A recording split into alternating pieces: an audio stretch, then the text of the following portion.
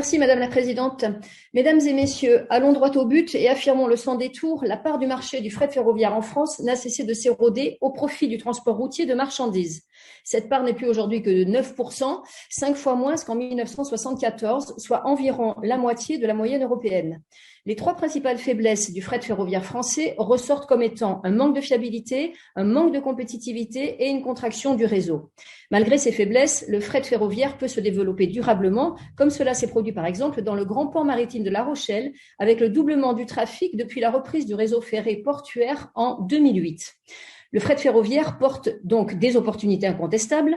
D'abord, une réponse efficiente face aux préoccupations environnementales, vous l'avez dit. Ensuite, une capacité de massification particulièrement adaptée au port.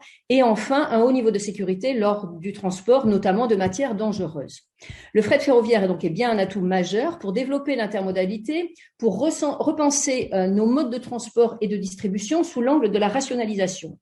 Afin de relancer la filière, donc, dans le contexte de la crise sanitaire, le gouvernement a annoncé plusieurs mesures fortes, dont le lancement d'un appel à projets pour la création de nouvelles autoroutes du fret ferroviaire. L'État veut aller plus loin en doublant la part modale de fret ferroviaire pour atteindre 18% en 2030 et 25% en 2050. Sa stratégie se fonde sur trois axes majeurs: rendre le fret ferroviaire attractif, fiable et compétitif, développer le marché et accompagner la modernisation et le développement du réseau.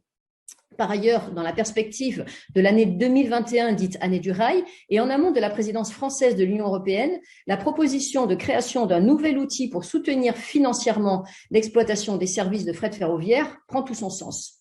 Les principaux acteurs sont donc invités à s'engager pleinement. Ainsi, quels moyens comptez-vous mettre en œuvre de manière globale pour développer le fret ferroviaire, même si vous nous en avez déjà dit beaucoup, mais plus précisément, pensez-vous soutenir financièrement les gestionnaires publics d'infrastructures capillaires ferroviaires, par exemple les voies ferrées locales des ports fluviaux ou les CCI, pour leur permettre un modèle économique soutenable?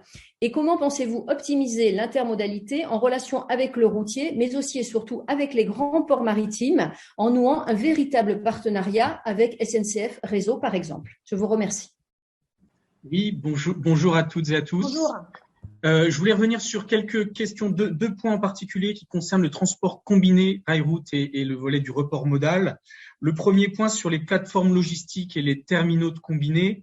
Effectivement, nous partageons l'idée qu'il est très important de construire un schéma directeur des plateformes multimodales avec une localisation qui soit bien positionnée de ces plateformes multimodales.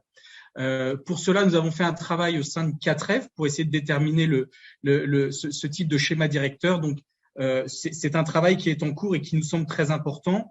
Nous estimons le besoin en plateforme multimodale à environ une quinzaine de nouveaux terminaux d'ici 2030. Sachant que pour faire un terminal, je le rappelle, c'est environ 5 ans. Faire un terminal de A à Z, ça prend environ 5 ans. Donc, c'est pour vous dire qu'il ne faut pas du tout traîner sur ces questions-là. Et on attend des réponses en termes de financement de la part du ministère et du plan de relance qui sera annoncé. J'ajoute que sur cette question-là, il y a aussi un vrai besoin en termes de modernisation des sites existants.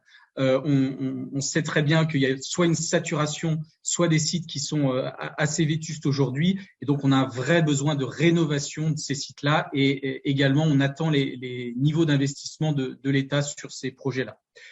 Sur le deuxième point que je voulais mentionner, c'était la question sur la valorisation du transport combiné, de la question de la fiscalité du transport routier de marchandises. Sur ces questions, au sein de 4F, nous développons plutôt une vision de complémentarité des modes, comme le disait Frédéric Delorme, c'est ce qui nous semble le plus important. Et donc, plutôt que d'avoir un dispositif fiscal trop contraignant, on est plutôt sur un dispositif incitatif au report modal, à savoir, par exemple, une valorisation de la tonne de CO2 économisée. Dès lors qu'un transporteur routier vient faire du report modal, vient mettre sa marchandise sur le rail, ce sont des tonnes de CO2 économisées et ça, il nous semble important que ça puisse être valorisé, par exemple, fiscalement. Donc ça peut être une piste de réflexion pour vous, législateurs. Voilà ce que je voulais vous mentionner sur ces deux points en particulier sur le combiné rail-route. Merci. Merci.